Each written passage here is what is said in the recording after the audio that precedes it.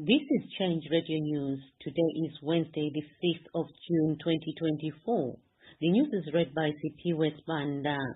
Stories making headlines today. Citizens hero Dr Wangu Alex Magaisa remembered. Controversy over the abolition of the death penalty.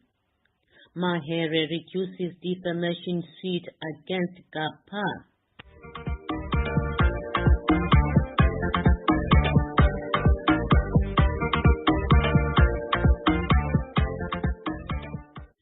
And for the news in detail, today marks 2 years since citizens hero Dr. Alex Magaisa passed away in 2022.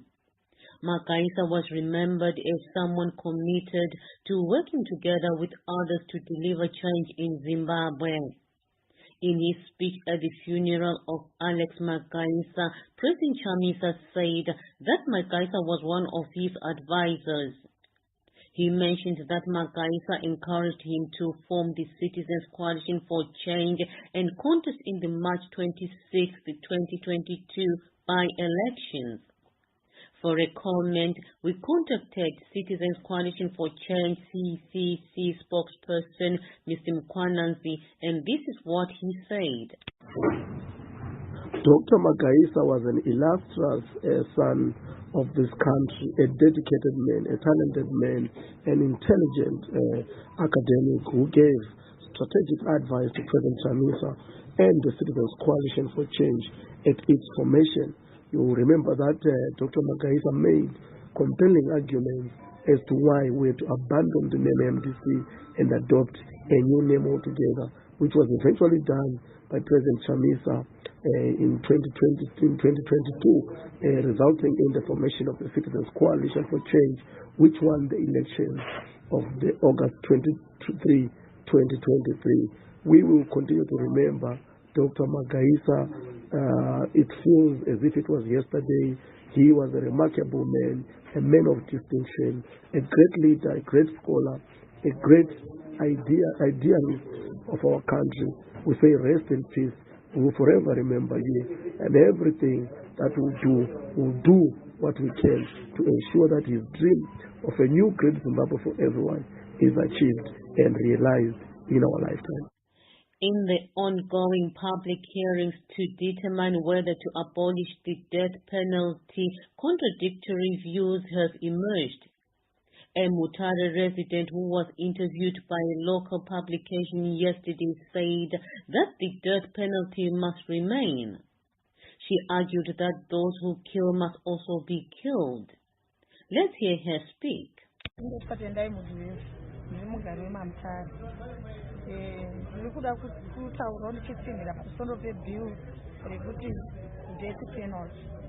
Death penalty hapafanirwi kubviswa nekuti munhu akauraya ngaaurayiwewo, nekuti vanhu vari kungouraya vanhu vachitemba kuti tikauraya tichanoburitswa tonodzoka futi kusociety. Saka isusu sevagari vemuno maMutare tirikuti bhiu iroro rekuti munhu akauraya ngaabvisirwe, asaurayi. Isu tiri kuti munhu akauraya ngaaurayiwewo nekuti auraya. However, a university student in Marondera said that the bill must be removed. She cited that the country is predominantly Christian and must not allow laws that lead to forbidden punishments. Let's hear her speak.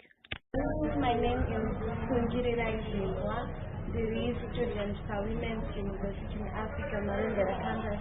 The father really part of the public hearing. About the bills, death penalty abolition, which I feel could be really right. Same as Zimbabweans, Tirima Christians, most of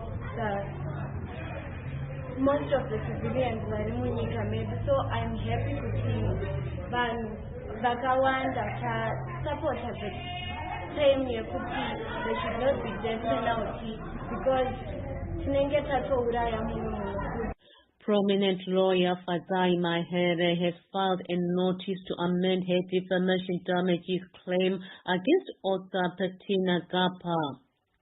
Mahere reduced the amount from $1 million to $50,000. Mahere maintains that Gappa's apology is insincere as she has not publicly admitted her statements were false. Social media commentators also dismissed the apology as insufficiently sincere. Human rights lawyer Obey Shava said the apology inadequate according to the law of defamation. He went on to say that Gappa wasted an opportunity to correct her mistake. Masvingo residents are pressuring the government over power cuts. Yesterday, the Zimbabwe Electricity Supply Authority ZESA switched off electricity at 5 in the morning. This has caused many residents to face difficulties in preparing for the new day. For more details, Change Radio spoke to the former Member of Parliament for Masvingo Central, Honorable Jefferson Chitando, who said that school children are badly affected by these early morning power cuts. Let's hear him speak. Residents of Masvingo, the city, are up in arms against ZESA, which affects its load shedding from 5 in the morning until 9 in the evening.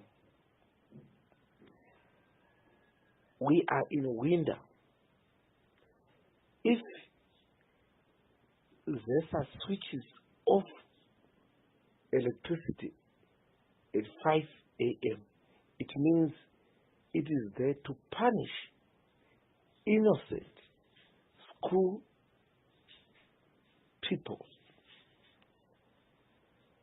They have got to bath cold water in this low temperature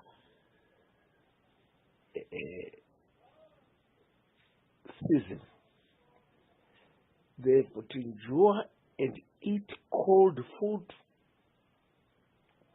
because not all parents can afford to use gas. Worse still, after school, these same students are expected to do their homework,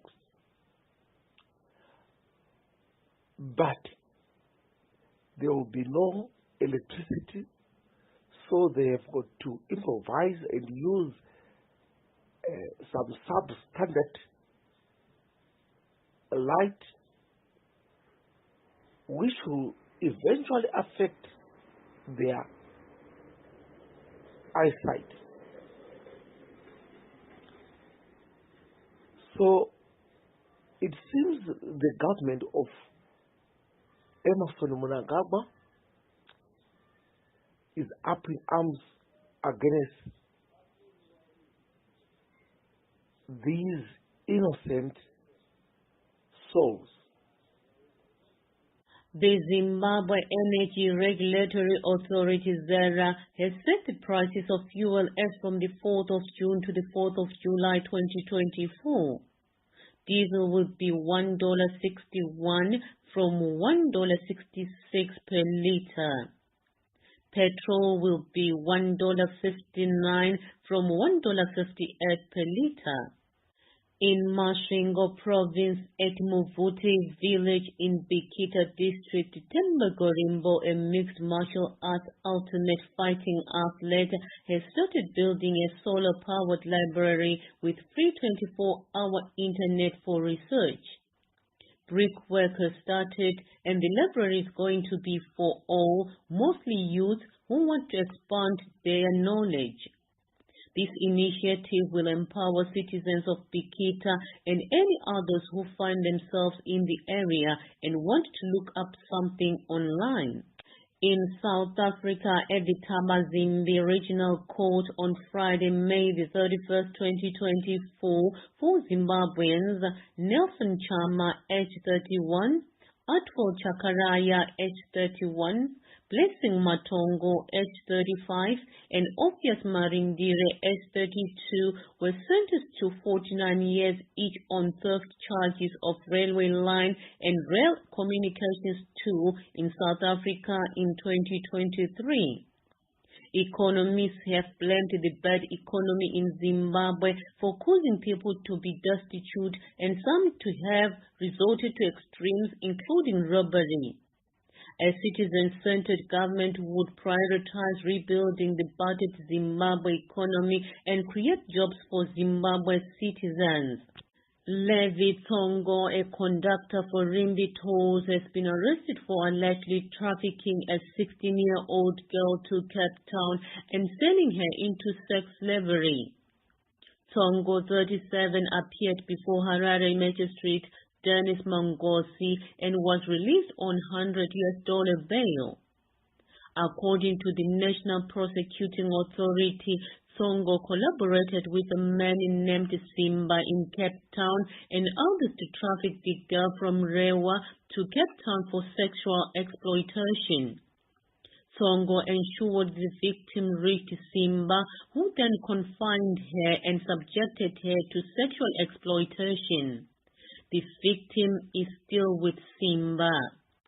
A bitter family feud has erupted over the position of Headman Nira in Ward 26, Chekutu East, under Chief Ngezi, stemming from a decades-long succession saga within the Rosie family. The conflict began after the first Headman Nira's death in 1960, when his younger brother Isaiah was next in line but passed the role to his brother Rosie due to health issues. Rosie led until his death in 1995, but controversy arose when his son Frank Rufaro Rosie assumed the position, bypassing Isaiah's son Daniel, the rightful heir. The situation further escalated when Frank's son took over in 2022 without proper procedures, deepening the family rift. Allegations of nepotism and favoritism have marked the Rosie family's 64-year rule, with some members prioritizing their interests over community welfare. Attempts at resolution have failed, leaving the community anxious about the ongoing feud's impact. The dispute is expected to intensify as the community seeks a definite resolution. The African National Congress ANC is in high-stakes talks to form a coalition government after losing its majority in the recent elections.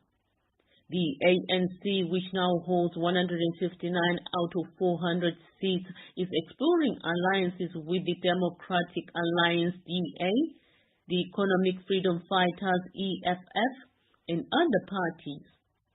The ANC's preferred option is a confidence and supply agreement with the DA and Inkatha Freedom Party IFP, allowing it to return executive power while the DA holds key parliamentary positions. A full coalition with the DA and IFP is also considered, though it risks alienating some ANC supporters. A broader unity government is viewed as unstable. Financial markets are wary of potential alliances with the EFF or Controvesy MK, which advocate for radical economic reforms. Despite the election setback, ANC leader Cyril Ramaphosa is likely to remain president. The African Union Observation Mission, a body which looks at how elections are conducted, had 65 observers from 26 union members who went to South Africa to observe the elections on May 29, 2024. The observer mission lasted till the 3rd of June 2024. They were invited by the South African government and the Independent Electoral Commission, IEC. The mission was satisfied with the May 29, 2024 elections in South Africa, stating they were free and fair. It was led by Uhuru Muigai Kenyatta, the former Kenyan president, and Ambassador Bankole Adeoye. As the cholera crisis continues to spread across Zimbabwe, we at Change Radio encourage citizens to wash their hands with soap and running water, not to eat half-cooked meals, to wash fruits, vegetables and other farm produce thoroughly with clean water before eating, to always boil water before drinking and to maintain good hygiene always. And finally, in sports, the Council of Southern African Football Association COSAFA has postponed the 2024 men's tournament originally scheduled for June 14 to 22. This decision announced on Tuesday followed discussions with various stakeholders. COSAFA is exploring new dates for the event, aiming for June or July 2024 to ensure optimal exposure and quality. Zimbabwe, which had already named a 23-man squad and posed its Premier Soccer League for the tournament, will be participating after missing the last two editions due to a FIFA ban. Zimbabwe is the second most successful team in the tournament's history with 6 titles, trailing only Zambia's 7. International friendly matches came out this way. England 3, Bosnia 0 with goals coming from Cole Palmer, Trent A. Arnold and Hurricane. Germany drew 0-0 with Ukraine. Croatia 3, Macedonia 0 with goals from Mahere, Petkovic Mahere and Budimir Pasalic. Scotland 2, Gibraltar 0 with goals coming from Shankland Christie and McGinn Adams.